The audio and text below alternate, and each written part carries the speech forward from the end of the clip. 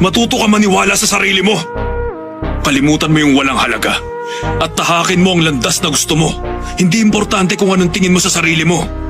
Basta gawin mo kung ano yung mga dapat mong gawin. Kapag kinailangan ng iba ang tulong mo, gawin mo yun nang maging kabilang ka sa kanila.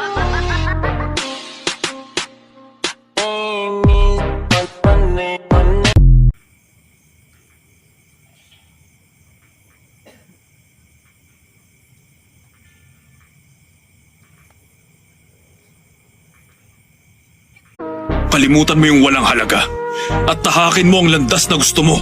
Hindi importante kung anong tingin mo sa sarili mo. Basta gawin mo kung ano yung mga dapat mong gawin.